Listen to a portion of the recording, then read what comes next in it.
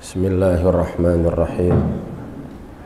Assalamualaikum warahmatullahi wabarakatuh.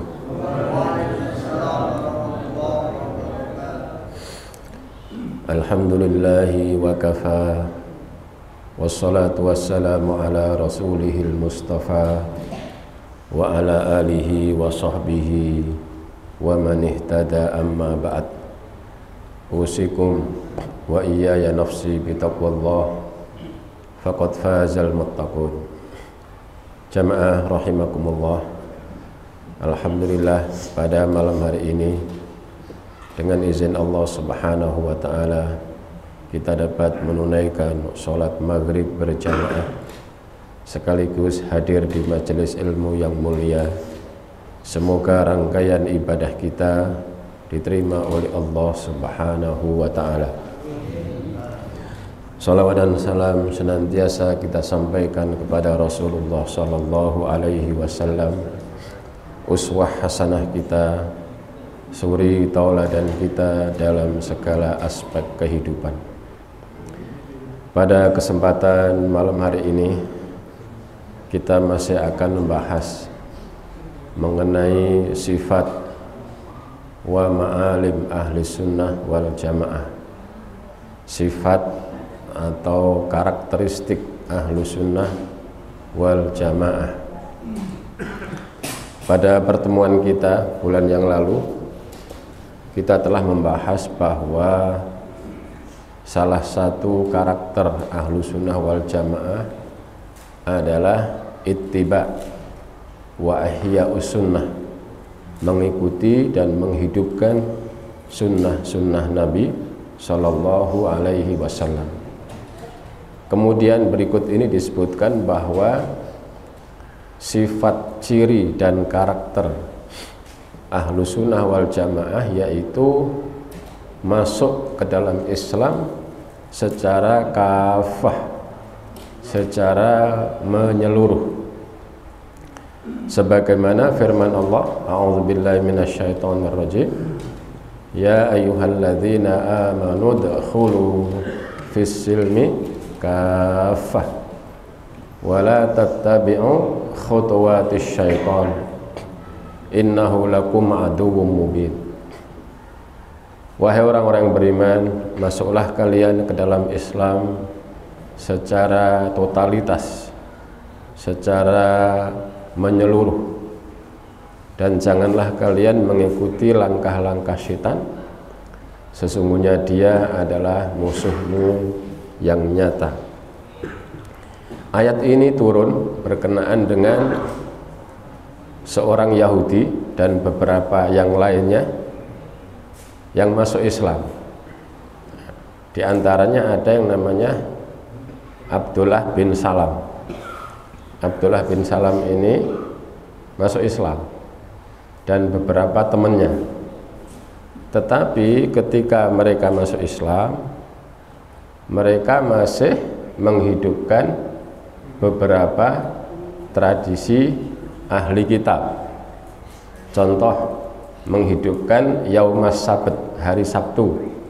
Ya. Hari Sabtu itu kan hari liburnya orang-orang Yahudi.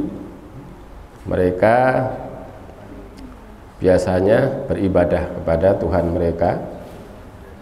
Sesudah itu mereka ya makan-makan, ya, menghidangkan makanan yang enak, minuman yang lezat. Kemudian satu sama yang lainnya saling itu Pak, mengangkat apa itu? Gelas. Kemudian apa itu? Tos atau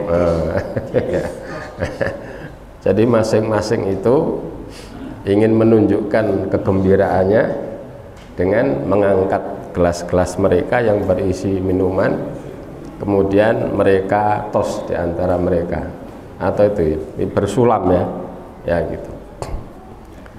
Maka Rasulullah kemudian mengingatkan mereka gitu dengan ayat ini, hai orang-orang yang beriman, ya masuklah kalian ke dalam Islam secara kafah, secara menyeluruh, secara totalitas. Artinya kalau sudah masuk Islam, berbagai macam tradisi, berbagai macam adat istiadat, berbagai macam kebiasaan yang erat hubungannya dengan agama itu hendaknya kalian tinggalkan gitu. Kecuali tidak ada hubungannya dengan agama gitu ya. Ya. Selama tradisi, adat istiadat, kebiasaan itu erat hubungannya dengan agama, maka begitu masuk Islam hal-hal yang seperti itu hendaknya ditinggalkan.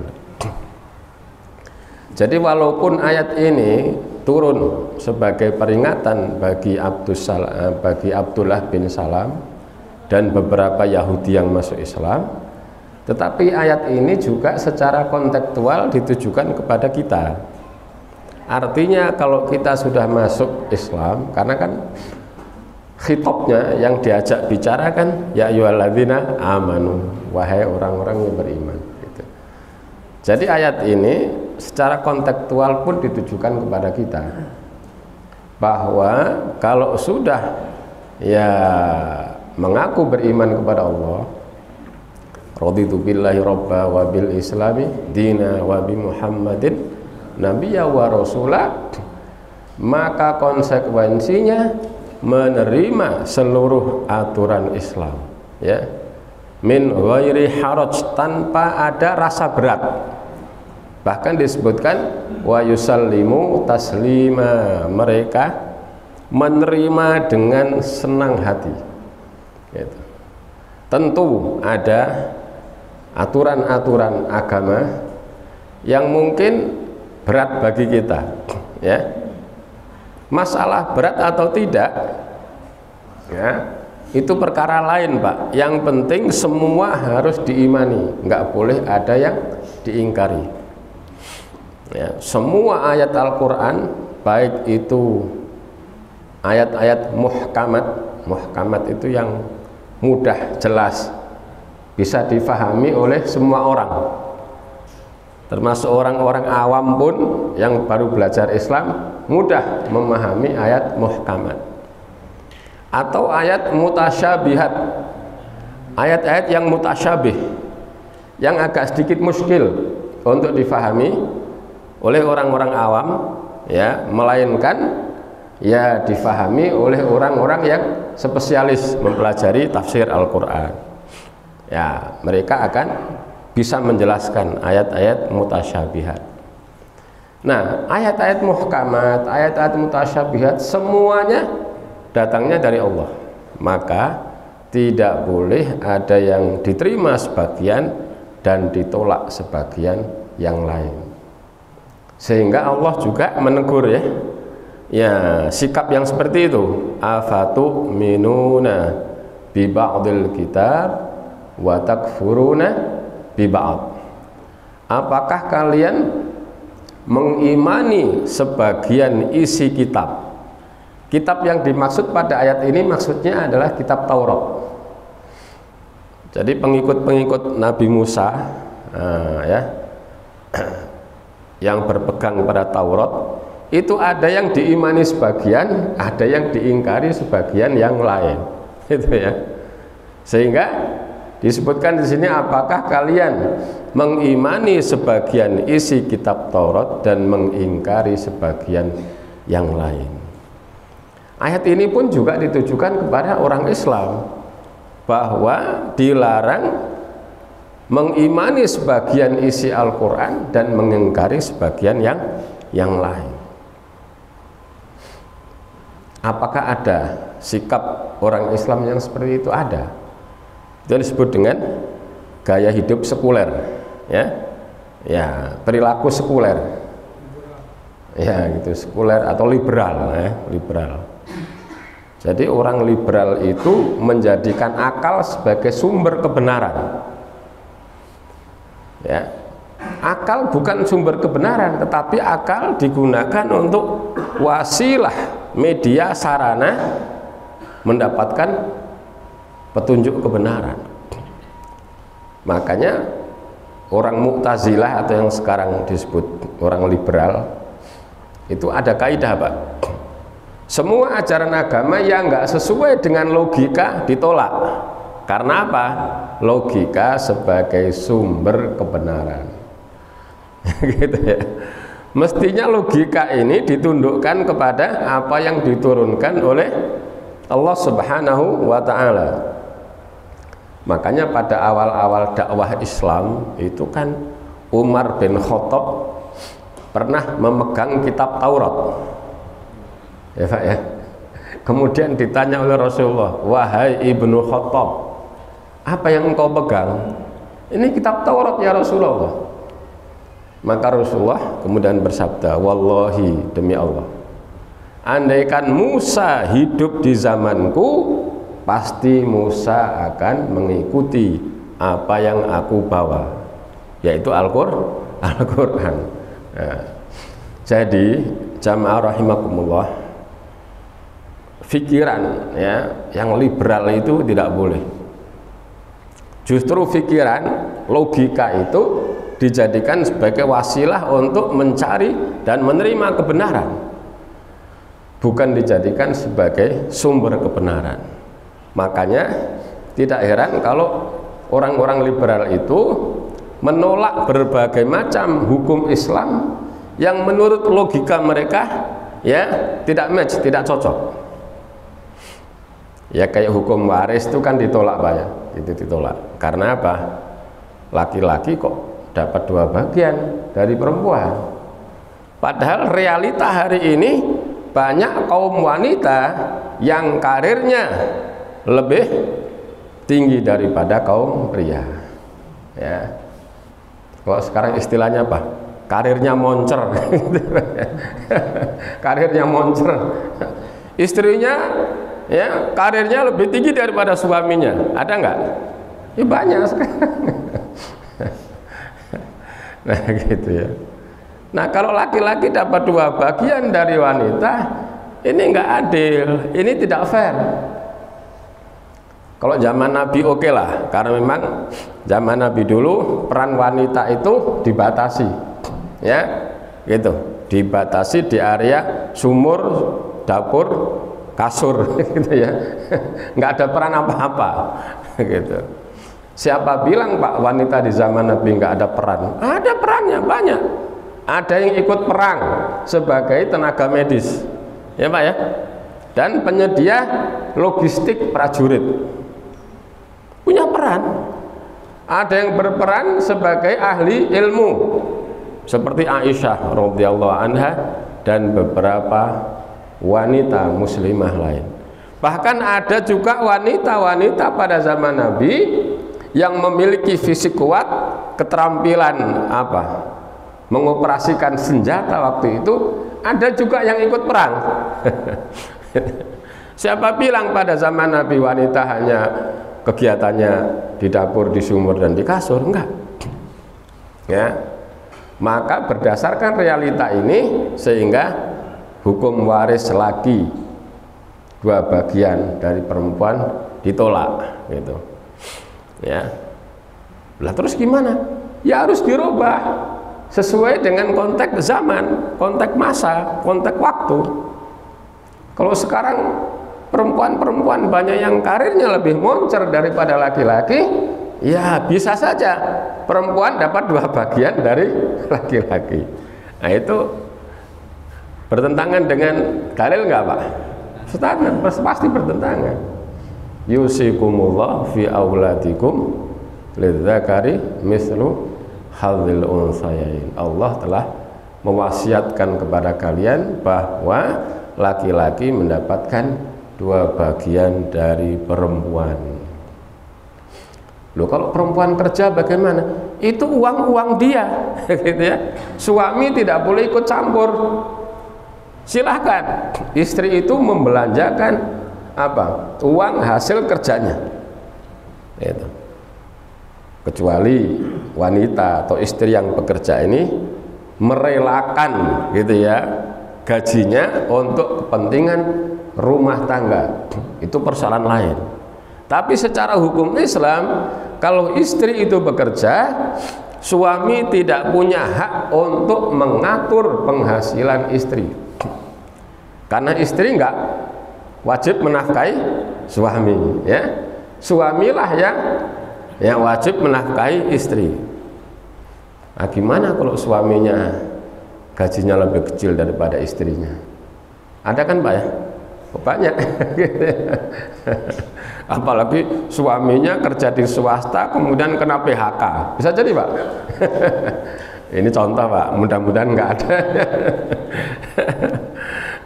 Kena itu efisiensi di kantornya, ya masih muda, umur 50 tahun, masih produktif, terpaksa di PHK. Umpama ada pesangon, ada, ya hendaknya pesangon digunakan untuk apa, entah buka usaha, entah apa, kan gitu ya, supaya itu bisa menjadi sumber ya nafkah bagi keluarganya.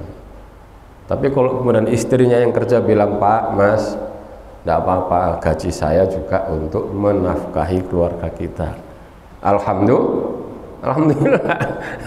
Gitu ya. Tapi jangan dipaksa. Sekarang kan Bapak di PHK, Ibu kan masih kerja, ya. Kalau yang bersangkutan tidak merelakan itu, jangan dipaksa, karena itu kewajiban suami menafkahi keluarga, bukan istri yang menafkahi keluarga.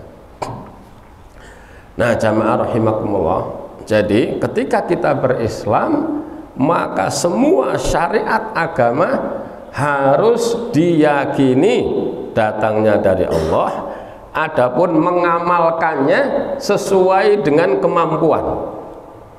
Ada ajaran-ajaran Islam yang bisa dilakukan secara individu, ya. Contoh sholat jamaah itu kan individu datang ke masjid, ya kan? Ya. Puasa individu Pak, nggak bisa diwakilkan. Bisa Pak diwakilkan. Yang kaya-kaya mewakilkan orang miskin, kamu puasa deh, ya, mewakili saya, tidak bisa, ya, gitu ya. Kecuali haji bisa diwakilkan dengan beberapa syarat, gitu ya. Kalau syaratnya nggak terpenuhi, ya tidak boleh dilakukan badal haji, ya. Tapi sekarang banyak Pak travel yang menawarkan badal haji, padahal syaratnya nggak terpenuhi. Ya. Pak, ibunya masih ada, udah nggak ada, sudah almarhum, almarhumah, badalkan haji aja Pak, nanti sama saya bayar 20 juta. Nanti saya nawarin lagi ke jamaah yang lain, jadi saya bisa melaksanakan manasik haji untuk 20 orang. Nanti dapat sertifikat gampang Pak dibikin, betul Pak? Tinggal diketik aja, tinggal dikasih figura, ini sertifikat bahwa almarhum ini telah dibadalkan haji, almarhumah ini telah dibadalkan haji, gitu ya. Padahal badal haji itu tidak begitu. Mestinya badal haji itu dilakukan oleh kerabat yang nggak bisa haji, dan syaratnya yang bersangkutan sudah haji dulu. Kalau belum haji nggak boleh. Ya, contoh orang tua sudah nggak mampu melakukan perjalanan ibadah haji. Karena apa? Karena faktor usia, faktor kesehatan. Uangnya ada, ya, untuk bayar ONH. ONH apa OHN Pak? OHN sekarang, ongkos haji naik. Bukan ongkos naik. Ya, gitu. Maka di antara keluarga yang bersangkutan dipilih mana yang sudah haji. Syukur anaknya sudah, mantunya sudah, itu. Ya. Anaknya sudah haji, dia haji yang kedua untuk membadalkan ibundanya yang sudah renta, yang tidak mampu melakukan perjalanan ke Baitullah. Nanti labaikannya pun atas nama yang dibadalkan. Kalau ibundanya namanya Aisyah, labbaika Allahumma an Aisyah, aku penuhi panggilanmu ya Allah sebagai pengganti dari ibunda kami Aisyah. Begitu ya. Tapi ini sekarang banyak Pak, travel-travel yang menawarkan batal umroh, batal haji. Satu orang bisa membadalkan 10 orang, kali 20 juta, berapa? Dapat sertifikat. Orang nggak paham, sertifikat itu gampang Pak dibuat, ya. Oh, sertifikatnya bagus banget, tulisan emas, itu bisa dibuat, ya, gampang. Jadi, nah, ya. Jadi jamaah rahimakumullah, ya, ketika kita masuk Islam, maka tidak ada lagi tawar-menawar terhadap hukum Islam. Yang bisa kita tunaikan secara individu, kita tunaikan. Itu puasa, seperti zakat, itu ibadah-ibadah yang bersifat fardiyah, bersifat individu, ya, puasa, zakat, haji, ya, dan ibadah-ibadah yang lain. Tapi ada ibadah-ibadah atau syariat-syariat agama yang tidak bisa dilakukan secara individu. Contoh Pak, menegakkan hukum Islam berkenaan dengan pencurian, itu nggak bisa individu Pak. Kan mestinya dipotong tangannya, ya. Ya, as-sariqu was-sariqatu faqta'u aydiyahuma, ya. Pencuri baik laki-laki maupun perempuan, maka potonglah kedua tangan mereka. Tentu kalau mencuri pertama ya dipotong satu dulu Pak, nggak langsung dua-duanya. Lah sekarang orang nyuri kan nggak pakai tangan, betul Pak, ya? Korupsi pakai tangan nggak? Ya, pakai transfer saja nih Pak, ya. Ya, jangankan korupsi Pak, orang judi aja yang dulu itu biasanya berhadap-hadapan banting kartu kan gitu Pak, ya. Sekarang online. Sekarang online. Judi online, semuanya bisa mengakses situs judi online. Katanya yang dari 500 sampai 1000 sampai sekian juta. Nah, wah sekarang orang korupsi nggak pakai tangan, kalau dulu nyuri pakai tangan, gitu ya. Ya sama aja Pak, intinya mencuri itu hukumannya dipotong tangan. Tapi ya yang punya hak untuk memotong tangan para pencuri itu bukan individu, bukan kelompok, melainkan hakim. Hakim itu ya pemerintah, gitu ya. Nah, kalau umpamanya kita tinggal di negara yang tidak mempraktekkan itu, kita nggak terkena Pak. Karena apa? Itu bukan wilayah kita, itu bukan otoritas kita, itu otoritasnya hakim, otoritasnya pemerintah, otoritasnya negara. Sama dengan pezina kan gitu Pak, ya. Pezina itu kalau apa? Muhson itu kan sudah nikah, itu dihukum rajam sampai mati. Gitu ya. Kalau ghairu muhson, belum nikah, dicambuk. Yang melaksanakan itu juga bukan individu, bukan kelompok Pak.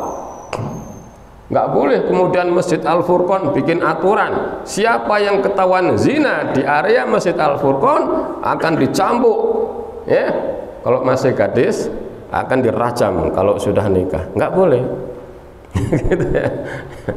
Nah, itu adalah harus ada apa, landasan konstitusi dalam negara tersebut, ya. Hukum apa lagi? Kisos, ya. Al-qatlu bil qatl, menghilangkan nyawa dibalas dengan menghilangkan nyawa. Itu juga nggak bisa Pak dilaksanakan secara individu, nggak bisa dilaksanakan secara parsial, secara kelompok. Itu harus negara yang melaksanakan.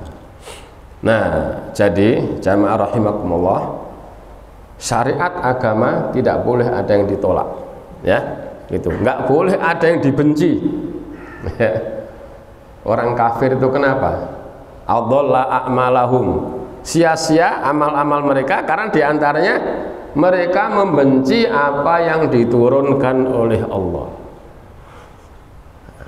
Jadi jangan ada yang dibenci, ya, syariat agama Allah, ya apapun itu syariatnya, walaupun akal kita belum bisa ya memahaminya, itu karena kedangkalan akal kita, ya, bukan karena keterbatasan ya Al-Quran, bukan. Maka disebutkan wala tattabi'u khutuwatis syaiton, jangan kalian mengikuti langkah-langkah setan. Artinya apa?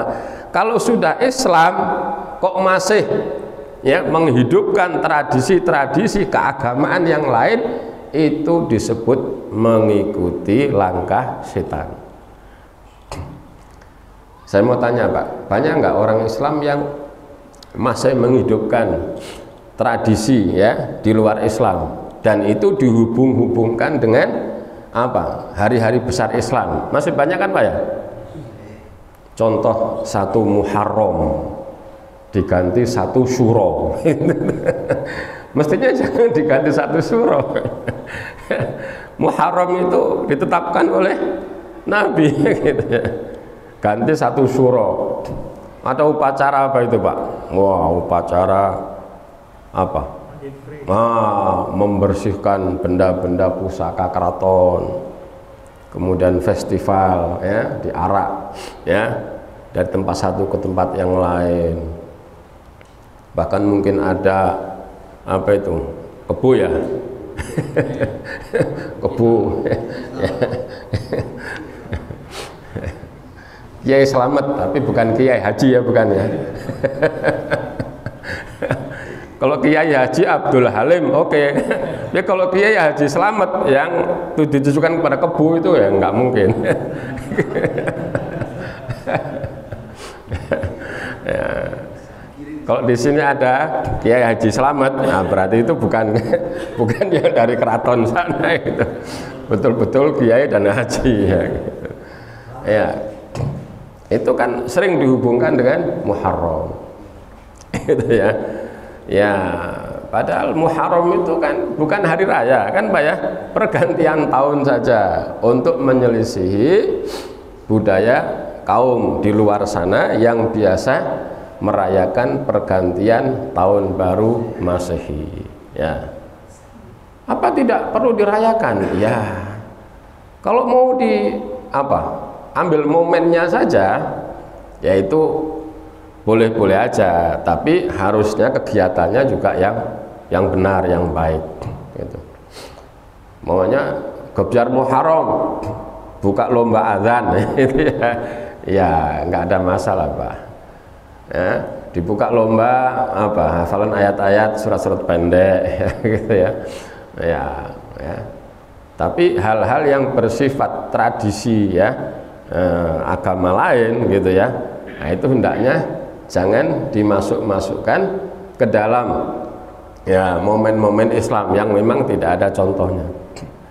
Makanya pada zaman Nabi dulu kan, ketika Nabi dan kaum muhajirin hijrah ke Madinah, itu kan Nabi dan kaum muhajirin mendapati orang-orang Ansor mengkhususkan 2 hari, di mana 2 hari itu mereka tidak bekerja, mereka kumpul bersama keluarga, mereka masak masakan yang enak, menghidangkan minuman yang segar, mereka bersenang-senang. Kemudian Rasulullah bertanya, kenapa kalian mengkhususkan 2 hari ini? Ya gitu ya. Nah, mereka menjawab, demikianlah ya Rasulullah, kami dulu mengkhususkan 2 hari ini sebelum kami masuk Islam. Maka Rasulullah bersabda, sungguh Allah telah menggantikan kepada kalian 2 hari yang lebih utama, lebih baik, yaitu Idul Fitri dan Idul Adha. Sehingga mereka tinggalkan itu tradisi yang lama ya. Mereka bersenang-senang pada waktu Idul Fitri dan juga Idul Adha. Nah jadi begitu Pak ya, mestinya ya sikap orang yang beriman berdasarkan firman Allah tadi. Nah bicara pernak-pernik tradisi memang banyak sekali Pak ya, banyak sekali yang masih dilakukan oleh sebagian umat Islam, yang sebetulnya itu la aslalahu fil Islam, tidak ada asal usulnya ya di dalam Islam ya. Contoh kalau mau bangun rumah aja itu kalau sudah naik kap itu ya apa Pak biasanya Pak? Ada padi, ada kampung, pisang ya, tebu. Kalau pisang mungkin ada logikanya lah ya, ya sambil kerja bisa. Lah kalau padi masa mau sambil kerja ya kalau kuaci bisa Pak ya, gitu ya. Tapi kalau masih gabah kan nggak bisa ya gitu ya. Ya kenapa nggak diganti aja ya padinya itu pakai nasi pincuk gitu ya. Jadi kerja capek ngambil makan kerja lagi. Tebu kenapa nggak yang digiling aja gitu ya, kemudian diplastikin gitu ya. Nah ya jumlah tukangnya 7 ya, ada gelasnya 7, nanti begitu mereka haus tinggal ambil minum kerja lagi ya. Gitu ya. Nah masih banyak ya, belum kadang-kadang ada ritual-ritual tertentu ya yang mesti dikerjakan ya. Untuk apa? Menjamin keselamatan membangun rumah dan supaya rumah itu diberkahi. Kata diberkahi itu kan kata agama ya Pak ya, mubarak diberkahi. Nah padahal Islam sudah mengajarkan Allahumma anzilni munzalam mubarakah wa anta khairul munzilin. Udah. Ya Allah tempatkan aku di tempat yang penuh keberkahan. Engkaulah sebaik-baik yang memilihkan tempat. Doa ini kan doa Nabi Nuh ya Pak ya. Ya, ketika negerinya dilanda banjir bandang. Seluruh infrastruktur hancur, luluh lantah. Nah, Nabi Nuh berdoa ini, Robbi anzilni munzalam mubarakah wa anta khairul munzilin. Ya Allah, tempatkanlah aku di tempat yang penuh keberkahan. Engkaulah ya sebaik-baik yang memilihkan tempat tinggal. Artinya kalau mau bangun itu kan pastinya tanah lapang. Kalau nggak tanah lapang mungkin ada bangunannya tapi sudah nggak layak, digempur ya Pak ya, pasti digempur dulu, digempur dipakai nguruk ya. Nah baca itu Allahumma anzilni munzalah mubarakah wa anta khairul munzilin ya. Kalau habis itu sarapan dulu tukang-tukangnya, bagus biar kerjanya semangat gitu ya. Ya. Nah jadi Islam sudah memberikan aturan ya di dalam setiap aktivitas, maka kita tidak perlu lagi mencari ya berbagai macam aturan selain aturan Islam, karena ciri keimanan itu adalah wa yusallimu taslima, mereka menerima syariat agama Islam dengan hati yang lapang, dengan hati yang senang. Ya, ada yang tanya Pak? Ya.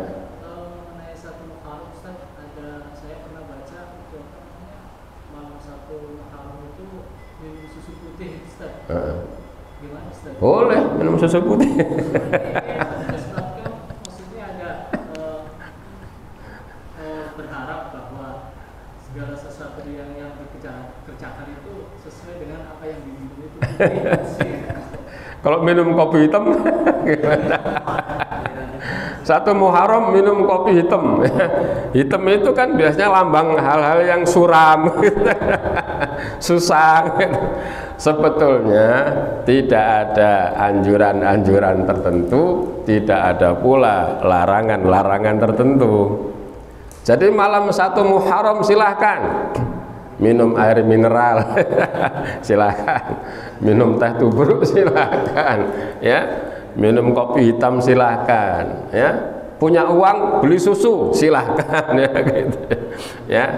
Jadi malam satu Muharram itu malam seperti halnya malam-malam yang lain ya, kecuali memang ada malam-malam yang secara dalil disebutkan memiliki fadilah dan keistimewaan, seperti Ashrul Awakhir fi Ramadan, 10 hari terakhir di bulan Ramadan. atau Asyrul Awail fi Dzulhijjah, 10 hari pertama di bulan Dzulhijjah. Ya. Nah, itu luar biasa, Pak, ya, gitu. Ya. Sampai-sampai para ulama mengatakan mana yang lebih tinggi fadilahnya, 10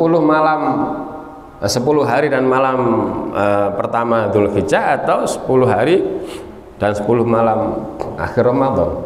Ada yang mengatakan ulama lebih baik ya 10 hari pertama bulan Dzulhijjah, gitu. Nah, ini yang banyak belum diketahui ya, gitu ya. Sehingga diperbolehkan di situ puasa ya 10 hari pertama bulan Dzulhijjah dari tanggal 1 sampai tanggal 9, 10-nya Idul Adha ya. Atau bahkan juga disebutkan fa'aksiru minat takbir wa tahmid wa tahlil, 10 hari pertama bulan Dzulhijjah perbanyaklah takbir, perbanyaklah tahmid dan tahlil. Ada sahabat yang namanya Abu Hurairah, itu 10 hari pertama bulan Dzulhijjah mengumandangkan takbir di pasar-pasar ya. Jadi kalau ada yang begitu, itu enggak menyelisihi apa ya perilaku orang-orang salafus soleh ya, enggak menyelisihi ya. Tapi jarang, Pak, ya, bahkan mungkin enggak ada. Tapi andaikan di suatu pasar memasuki 1 Dzulhijjah takbir, tahmid, tahlil, itu ada dasarnya, yaitu 2 orang sahabat melakukan ya, gitu. Cuma kalau di tempat kita nggak lazim, nggak usah coba-coba itu, Pak, ya, gitu. Nanti Bapak dicap sebagai aliran apa ini? Belum malam 10 Dzulhijjah kok sudah takbiran. Padahal ada dalilnya, gitu ya. Ada dalilnya. Sesuatu yang ada dalilnya tapi itu nggak wajib dan belum lazim di masyarakat, ya nanti aja ya, suatu saat kalau udah lazim yang dilakukan ya, gitu. Nah, jadi kalau malam-malam itu jelas ya ada dalilnya ya, walayalin ashr, demi malam-malam yang 10, itu maksudnya adalah 10 pertama bulan Dzulhijjah ya, gitu ya. Nah, kalau 1 Muharram nggak ada ya, dalilnya nggak ada ya, silahkan melaksanakan ini atau tinggalkan ini dan ini, nggak ada. Sehingga bagi kita ya selama tidak ada dalilnya ya bebas-bebas saja. Nah, perlu lelean, tahu lelean, begadang. Ya, jangan begadang ya, gitu ya. Nanti dimarahi Haji Umairah mah, begadang jangan begadang. Ya, jangan begadang kecuali memang ada ya perlunya baca Quran atau diskusi dan sebagainya ya. Nah, jadi tidak ada perintah-perintah khusus ataupun larangan-larangan khusus pada tanggal ya 1 Muharram ya, kecuali nanti tanggal 9 atau tanggal 10. Nah, itu ya disunahkan untuk berpuasa ya. Nah, itu ada dalilnya ya. Jadi 1 Muharram itu hanya momentum pergantian tahun baru Hijriah gitu ya.